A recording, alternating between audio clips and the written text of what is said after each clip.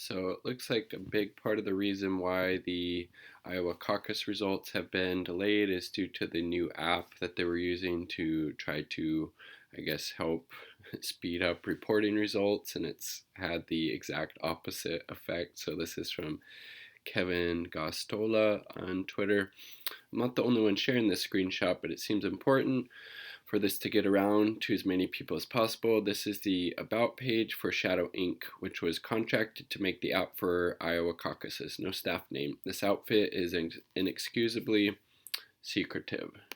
And it's hard to see here, but we are a campaign and technology veterans who have built and implemented technology at Hilary for America, Obama for America, Google, Kiva, Apple, the AFL-CIO, and the DNC. So those are some of the wonderful people and groups that Shadow Inc. has worked for in the past. Obviously, Hilary and the DNC are no fans of Bernie Sanders, clearly. Update: while they may not list themselves on their own website, staff profiles can be found on LinkedIn. I'll share some details on a few of them. So the CEO of Shadow Inc., 2015, he was senior project manager for Hillary Clinton's campaign, developing tools for field teams to contact voters. So again, very closely tied to the Democratic establishment, specifically the Hillary Clinton campaign from 2016. Anna Rao, special assistant to CTO for Hillary Clinton's 2016 campaign. Not sure what CTO is. James Hickey is COO of Shadow Inc., engineering manager for Hillary Clinton's 2016 campaign. My goodness. Crystal Davis is CTO, chief architect. She was a staff back and software engineer for Hillary Clinton. So just so many people tied to the Hillary Clinton campaign in very high up positions in this Shadow Inc. And again, Hillary, her team, not fans at all of one Bernard Sanders, future president of the United States. He makes a very good point. Let's hope we don't see a repeat of what happened in Nevada on February 22nd. So I believe, the Nevada Democratic Party was going to be using the same Shadow Inc. app for their caucuses later this month, but they decided against it, which is awesome. Kudos to them for seeing how horrible this has gone and all of the justifiable outrage and anger people are having about this, just because even if there wasn't any improprieties going on, it just leaves a bad taste in voters' mouths, because it does give the impression that there's some shady stuff going on behind the scenes. And also should be pointed out, Buttigieg campaign also paid Shadow, FEC records show. Buttigieg, and last night Buttigieg declared himself the winner with no results. But did he have some inside information because they did donate to Shadow Inc. in the past?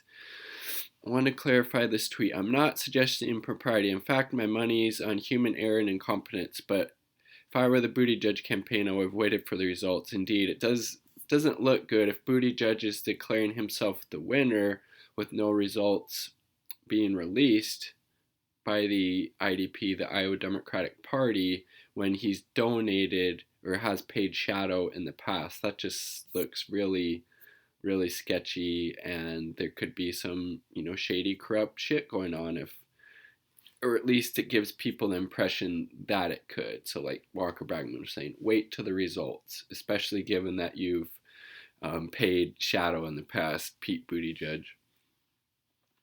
Also, if I were a high-ranking DNC official eager to put concerns about rigging and bias from the 2016 in the past, I'd be urging campaigns to wait for the official results before going off. That's just me, though.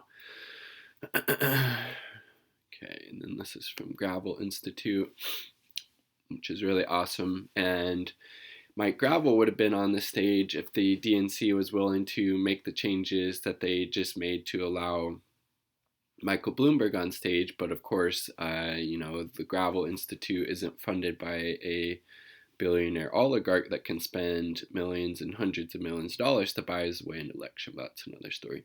The prediction markers on chances of winning the nomination post Iowa. Look at this: Bernie 35%, Bloomberg 18%, Biden 17%, Warren 13%, or Buttigieg 13%, Warren 6%. We can win this thing.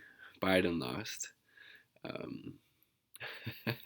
Obviously, we're still waiting on the full results, but Senator Mike Gravel would like to preemptively declare victory. I love it. And then this is from Mike Preisner. Wait, so media has been talking about Pete and First all day, but they are actually tied in delegates 10-10. What's the point of reporting state delegate equivalent count over popular vote when they equal the same number of actual delegates, under them boosting Pete, of course, but that's obviously the idea.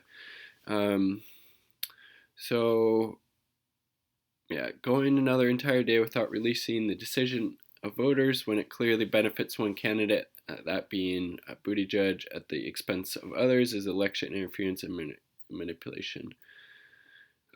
So pretty interesting, just the whole backstory of this Shadow Inc. filled with, Hillary Clinton staffers who were a big part of her team in 2015, as well as the Pete Buttigieg campaign has given money to them before. And even if there is no actual shady, corrupt practices going on, it just paints a really bad image for people, and just the average person. I mean, the votes are being, or the caucus results are being delayed over a day. This shady app that they never tested, they basically just gave to this Democratic establishment group who is filled with flunkies from both, working with Obama, working with the DNC, working with Hillary, working with Apple, and they didn't test it at all, and look what happened. And Pete Buttigieg has donated to Shadow Inc. again, and then he said he declared himself the winner last night without actually knowing any of the results. That just looks a little suspicious and sketchy. And, again, the Democratic Party needs to get its crap together. I mean, they can't even freaking have a primary go through without any type of major headaches or disasters. And, they just need to go back to, I think, a pure primary process. Person with the most votes wins. If the